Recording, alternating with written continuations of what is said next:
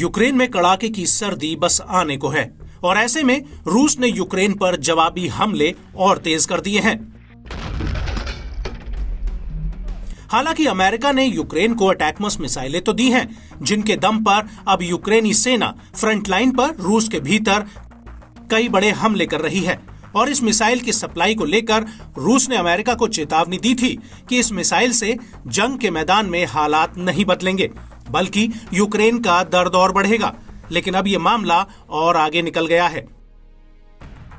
दरअसल रूस के रक्षा मंत्री सर्गेई शोइगु ने कहा कि रूस यूक्रेन युद्ध में पश्चिमी देश भड़काने का काम कर रहे हैं और इससे परमाणु महाशक्तियों के बीच सीधे युद्ध का खतरा बना हुआ है। आपको बता दें कि रूस के रक्षा मंत्री सर्गेई शोइगु ने यह बयान चीन की राजधानी बीजिंग में दिया है। शोइगु बीजिंग में डिफेंस फोरम में हिस्सा लेने गए हैं। शोइगु ने अपने बयान में कहा कि पश्चिमी देश रूस के साथ लगातार संघर्ष में वृद्धि कर रहे हैं, जिससे परमाणु महाशक्तियों के बीच सीधे टकराव का खतरा बना हुआ है, जिसके विनाशकारी परिणाम होंगे। पश्चिमी देश एक छद्म युद्ध में रूस को रणनीतिक रूप से हराना चाहते हैं। रूस के रक्षा मंत्री ने अपने बयान में आगे कहा कि हम यूक्रेन में युद्ध के बाद बातचीत के लिए भी तैयार हैं, बशर्ते ये बातचीत ईमानदारी से और रूस के हितों को ध्यान में रखते हुए होनी चाहिए।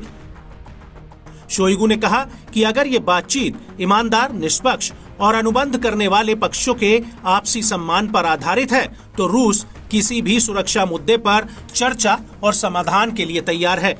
हालांकि पश्चिम द्वारा अपनी विनाशकारी रणनीति पर दोबारा विचार किए बिना, जिसका मतलब रूस पर रणनीतिक हार थोपना है। संभवतः ही इस क्षेत्र में कोई भी सार्थक बातचीत संभव है।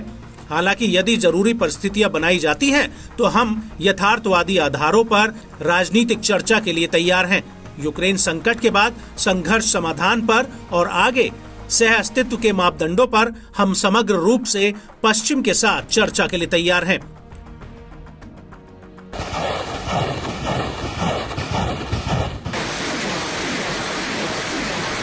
शोइगु ने आगे कहा कि अमेरिका और नेटो गंभीरता से ये उम्मीद कर रहे हैं कि वो रूस की सुरक्षा को कमजोर कर सकते हैं और हमें इसका विरोध करने की इच्छा शक्ति से वंचित कर सकते हैं।